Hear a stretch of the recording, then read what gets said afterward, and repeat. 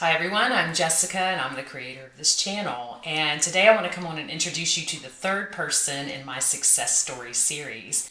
But before I do that, I want to give you the opportunity to also share your success story on my channel if you feel interested in doing so.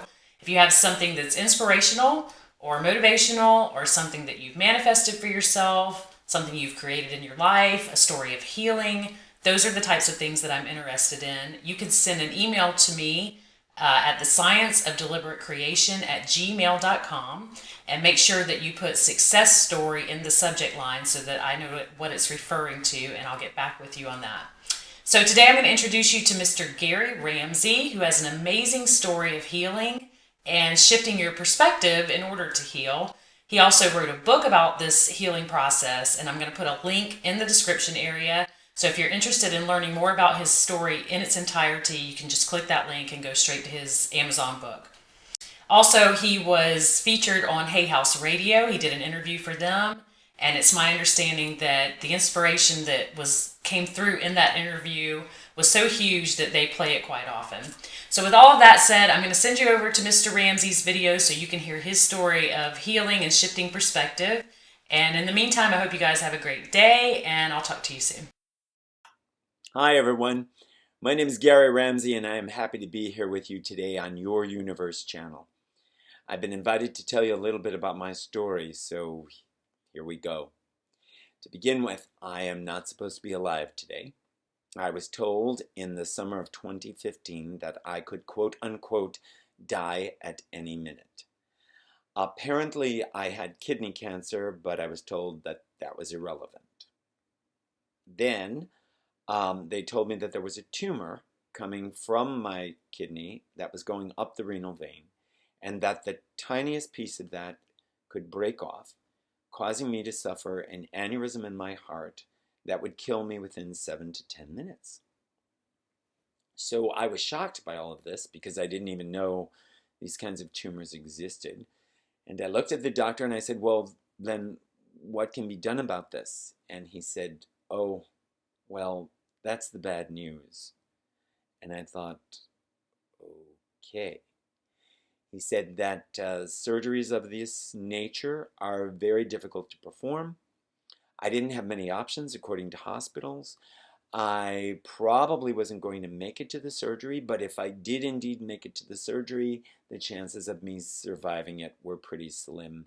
And he recommended that I get my affairs in order before ever entering a hospital. So I left his office alone that day. And when I got outside his office, there was a lovely park there.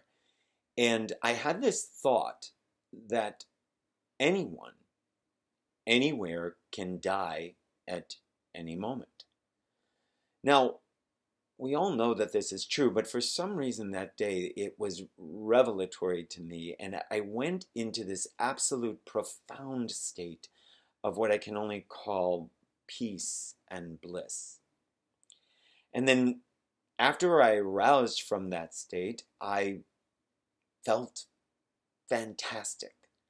I felt as though I had achieved something, and this was one of the best thing that could ever happen to me.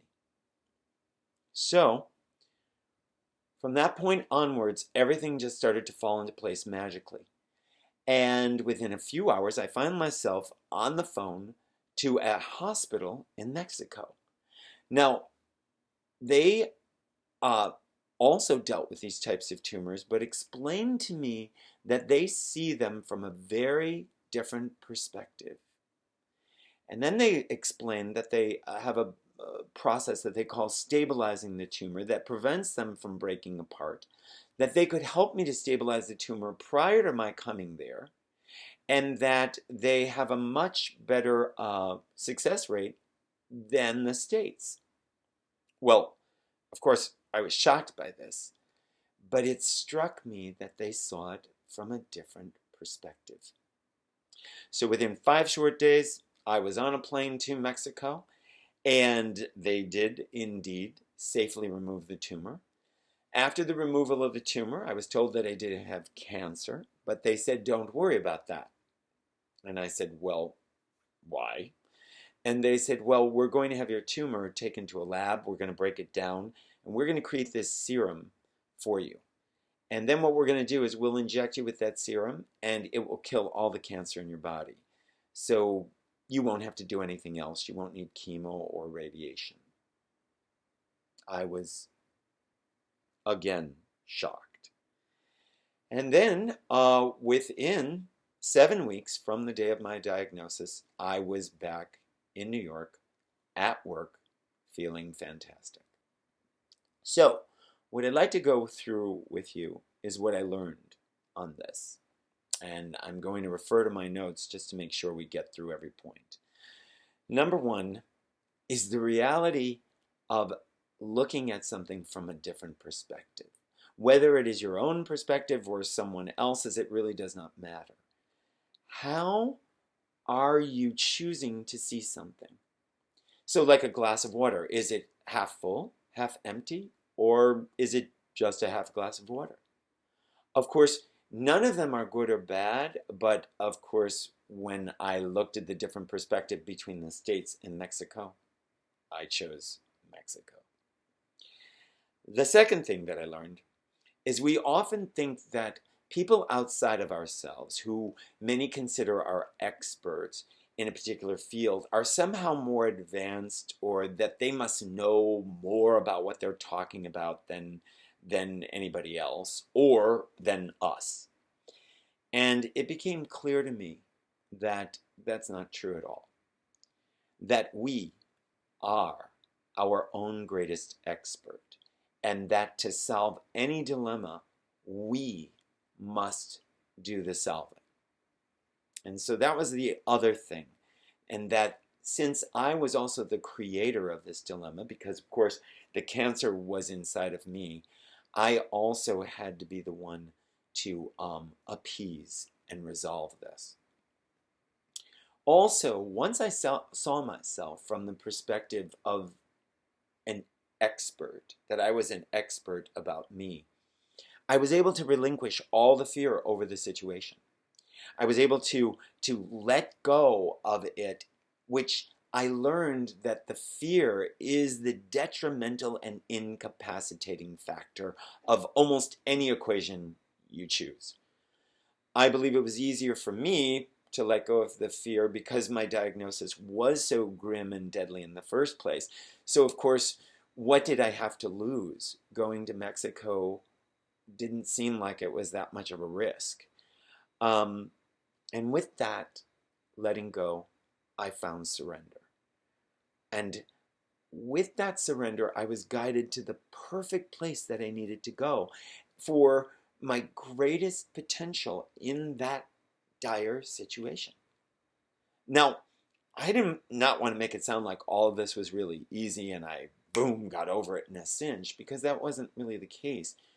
There were many issues. There were things that came up along the way. There was still the possibility that I would die in a foreign country, but I felt great about it.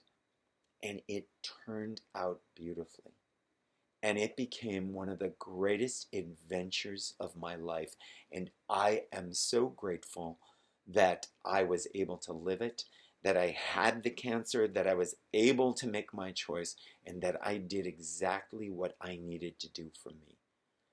And whether I was going to live or die, I knew I was going to be thrilled with the end result. So in closing, I want all of us to know that we are each our own best expert. We are all we will ever need in this lifetime to meet all the demands for our greatest growth and potential. And all we need to do is to shift our perspective, trust in ourselves, and surrender to the wisdom of our hearts and what the universe is saying to us. Have a lovely day.